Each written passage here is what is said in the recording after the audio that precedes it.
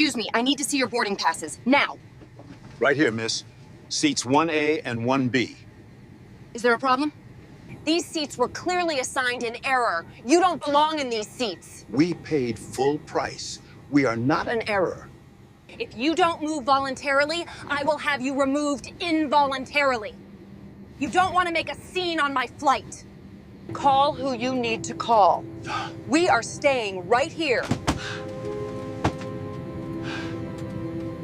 You don't belong here.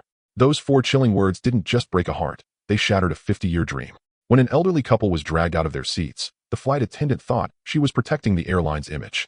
She thought she was doing her job, but she had no idea that the man she was humiliating held a secret so powerful it would destroy her career before the plane even left the tarmac. What happened next didn't just go viral, it changed aviation history. For most people, a plane ticket is just a piece of paper. But for Harold and Martha, it was a trophy. Harold, a man whose hands were permanently stained with the grease of hard labor, and Martha, a retired schoolteacher who had taught half the neighborhood how to read, had saved every single penny for 3 years. They skipped dinners out. They patched old clothes. They made do with what they had, all for this one moment. It was their 50th golden wedding anniversary, and Harold wanted to treat his wife like the queen she was. The airport terminal was chaotic, loud, and stressful, but none of that touched them today. They walked with a slow, proud rhythm, holding hands tightly. Harold wore his best Sunday suit, a navy blue double-breasted cut that he hadn't worn since his daughter's wedding. He adjusted his vintage fedora, checking his reflection in the glass. Martha looked radiant in her favorite floral dress, clutching a small handbag as if it contained the crown jewels. They weren't just passengers. They were dreamers stepping into a reality they had only ever seen in movies. When they finally boarded, the transition was magical. The air in the first-class cabin smelled expensive, a mix of fresh leather and brewing coffee. The lighting was soft and golden, a stark contrast to the harsh fluorescent glare of the terminal. They found seats 1A and 1B, right at the front.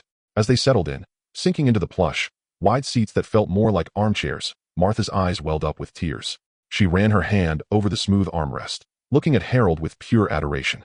"We made it, Harry," she whispered, her voice trembling with emotion. "It's real." Harold squeezed her hand, a smile spreading across his weathered face.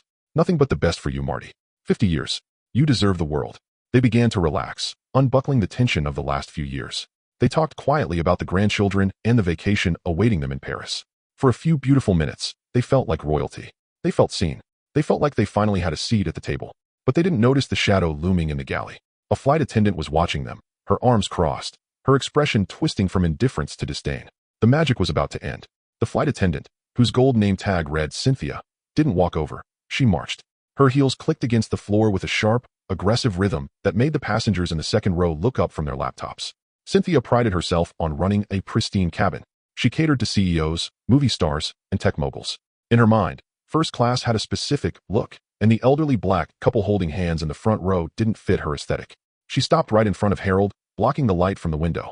She didn't offer a pre-flight beverage. She didn't offer a warm towel. She didn't even offer a greeting. "Excuse me," she said, her voice loud enough to cut through the low murmur of the cabin. It wasn't a question, it was a challenge. "I need to see your boarding passes. Now." The warmth drained from Harold's face.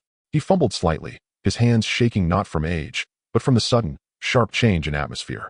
He pulled the crisp passes from his jacket pocket. "Right here, miss. Seats 1A and 1B. Is there a problem?" Cynthia snatched the tickets from his hand. She barely glanced at them before shaking her head with a dramatic sigh, rolling her eyes for the benefit of the businessman across the aisle. "Sir, I know what a computer glitch looks like. These seats were clearly assigned in error. We have a high-priority VIP guest boarding any minute, and I cannot have these seats occupied by incorrect passengers." Martha gasped softly, clutching her purse to her chest. "Glitch? But my husband paid for these at the ticket counter months ago. It's our anniversary." "I don't make the rules, ma'am," Cynthia snapped, her tone dripping with condescension. "This is a premium cabin. We maintain a certain standard here. The system sometimes upgrades economy passengers by mistake when the flight is overbooked, but we caught it. I'm going to need you to gather your things immediately. I have 2 seats open in row 34. It's right by the lavatory, but it's the best I can do." "We aren't moving," Harold said, his voice dropping an octave. "We paid full price. We are not in error." Cynthia leaned in closer, invading their personal space. "Let me be clear. You don't belong in these seats. If you don't move voluntarily, I will have you removed involuntarily. And trust me, you don't want to make a scene on my flight." The atmosphere in the cabin shifted from awkwardness to palpable fear. The humiliation was public and raw. Every other passenger was now staring. Some looked away in embarrassment, pretending to read their magazines, while others pulled out their phones, sensing that something terrible, or viral, was about to happen. The silence was heavy, broken only by the hum of the plane's auxiliary power. A young man in a hoodie sitting in seat 3A couldn't take it anymore. He unbuckled his seatbelt and stood up. Hey, look at the tickets again, he challenged Cynthia. If they paid, they stay. You can't just kick them to the back because you feel like it. It's their anniversary, for God's sake. Cynthia spun around on her heel, her face flushing with anger. Sir, sit down immediately. Unless you want to be escorted off this aircraft along with them, I suggest you mind your own business. This is a security matter now. Turning her back on the defender, she glared down at Harold and Martha. The couple was clinging to each other now. Martha was trembling, a tear sliding down her cheek. This trip was supposed to be the highlight of their golden years, and instead, they were being treated like criminals in front of an audience. I am counting to 3, Cynthia threatened, pulling the intercom phone off the wall. 1. Harold looked at his wife. He saw the fear in her eyes, but he also saw 50 years of resilience. They had lived through times when they weren't allowed in certain restaurants or neighborhoods. They had fought too hard for dignity to surrender it now to a flight attendant on a power trip. He adjusted his fedora and looked Cynthia dead in the eye. Call who you need to call. We are staying right here. 2. 3. Cynthia spoke into the phone with icy precision. Captain, I have disruptive passengers in the forward cabin refusing crew instructions, requesting immediate law enforcement assistance.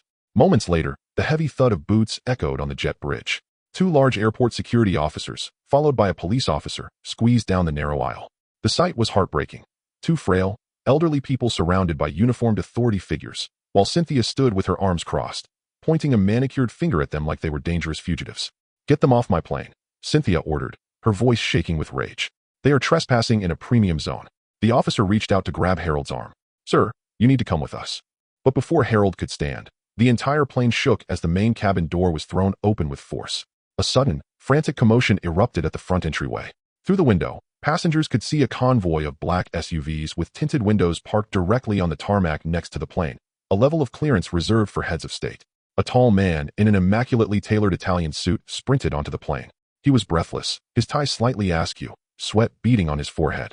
He bypassed the gate agents, ignored the flight crew, and burst into the first-class cabin with an energy that commanded instant attention. Cynthia's entire demeanor changed in a split second. She recognized him instantly. It was Mr. Jonathan Sterling, the CEO of the airline. The VIP she had been clearing the seats for. She physically shoved past the police officer, adjusting her scarf and plastering on a bright, fake smile. Mr. Sterling. Oh, thank goodness you're here, she gushed, her voice rising in a sickly sweet pitch. I am so terribly sorry for the delay. We are just dealing with some squatters refusing to vacate your reserved area. Security is handling it now. We will have your seats sanitized and ready in 30 seconds. Mr. Sterling didn't even blink at her. It was as if she didn't exist. He wasn't looking at the premium leather seats. He wasn't looking at the security guards. His eyes were locked on the terrified elderly couple huddled together in seats 1A and 1B. His face went pale, draining of all color.